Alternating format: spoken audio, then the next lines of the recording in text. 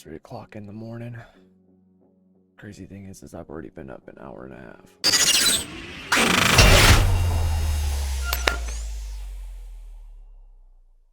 What's up, everybody? Thomas Brandon here. Thank you very much as always for joining me and doing something a little bit different, being it's Friday. So typically I would do like a Fast Friday video, and this is gonna be quick, but it's not gonna be in the Fast Friday format.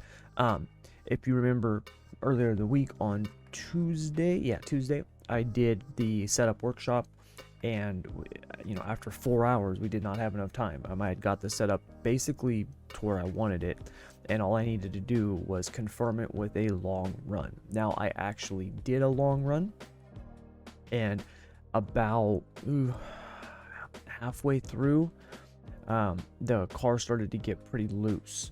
Okay, so I had to come in, make a couple adjustments, went out, tested it, and then was able to do a long run, and it's good. It's now set. We're all set, and I'm going to be showing you the data here, what the tires looked like at the end of the run, how the car was feeling, lap times, all of it. All right, so let's head over, let's take a look. All right, so first things first here, if you remember, let's actually go back and look at the one that we had, which was this one right here, base 11. This was the setup that we ended on in the one that I said I just needed to do a long run on. Okay, once we got, I think, to when we had about 11 gallons of fuel left, right around halfway, started to get kind of loose on me, and so I made a couple of adjustments. I basically stiffened up the left rear spring, I softened up the rear ARB, and then stiffened up the front ARB. Okay, and what we ended up with was this setup right here, where you can see we have the front ARB arm back up to its stiffest point. We did increase the cross weight by less than 1%. It was like 0.6 or something. Stiffer left rear spring, and then we went one down on the rear ARB arm. This setup did feel great. Now, when I tested it, one thing you should know, the right front camber was at 2.9. Okay, I actually adjusted it to 3.1 and saved it as is. The reason is for that is you'll see the tires here, the inside temp here a little bit lower than the outside. That right there is actually not an air pressure issue, that is a camber issue. The reason I know that is the other insider set that I built this week, we were running 3.1 on the right front. Okay, and I had confirmed that with the long run and stuff like that. All right, you can see here tire wear, considering pretty balanced. I'll actually take this every day of the week when we're racing, for a setup where you've got low 80s on the left rear, right rear high 70s, mid 60s, and then mid 70s. And even with this being independent suspension, when you consider the fact that this is still a high banked fast track that we're going into, there's going to always be more force on that right side because of how the track is. You're going to have more load here, right? Now, yes, could we balance this out more?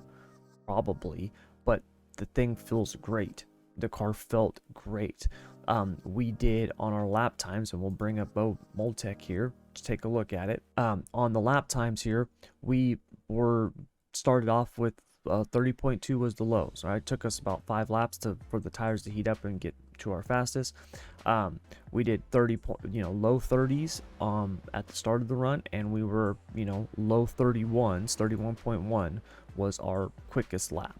Okay, at the end of the run, I was trying different lines because that's something that you always want to do when you're doing these long runs, is you want to run around the bottom, the middle, the top, find out where the car feels its best at those different stages. So I always try to look at, on the next gen car, I try to break the run up into quarters: first quarter, second quarter, third quarter, fourth quarter, meaning the the fuel tank. It's 20 gallons. It's really simple. Every 5 gallons, where do I want to be with the car? Now, that doesn't mean if the top is the best, you know, on the third quarter of the run, that doesn't mean I can't go to the bottom. I can do that. But if I'm just out there running by myself and I'm trying to be as smooth and as consistent as possible, the top is where I want to be. Okay, so that's kind of the way that I attack that. If we look here, and let's just go out, and we actually don't need to look at all these laps. Let's look at 40 to 61, and we go to the tires here, the cambers. You can see here that, you know, after we, you know, run 40 laps, 45 laps, that the tire wear as we're going through the corner, and this is something that I want to see. You can see here, here's the track, that on the right side, we're still pretty close to even. Left side, remember I talked about, I focus on the inside, you know, or the outside in the middle of the tire, these two sides on the temperatures. And you can see as we go through the corner, nice and even. That's what I want to see, and that's what we got. Okay, the car felt really good, like I said, and was nice and consistent. Yes, we did have to make a couple of adjustments from what we left that setup workshop with, but they were small. They were small. Now, did I have to do ARB adjustments? Could I have done, and a spring adjustment? Could I have done shocks or crossweight? Possibly, but to me, the way that it felt was I needed to stiffen up the left rear spring. I needed to soften up the rear ARB, and then stiffen up the front ARB. Once that fuel burned off some, that's the way the car felt to me. Okay, and so it's just, for me, it was just based on feel. All right. For you, it might feel like something completely different. Remember, we talked about it in the workshop, right? If the car feels like it's sliding on you, right? It's like sliding around, like it's just lost its grip. That's like, you know, crossweight rear ARB. Okay. If the car feels like it's driving around, like it's got too much, like the right rear is hooked up, but it's just wanting to over rotate the car, for me, that's usually springs. And it was a kind of a combination of both. That's why I did both. Right? It wasn't like it was just the springs or just the car sliding. It felt kind of like I had two things going on, which is why I did both. Okay, so that was the run. Okay, this setup that we built here, all right, is, I'll put it on the free website. I told you guys I'd give you guys a setup, so it'll be on the free website. I'm also going to give it to the insiders as well. But yeah, so you guys can download this off the free website.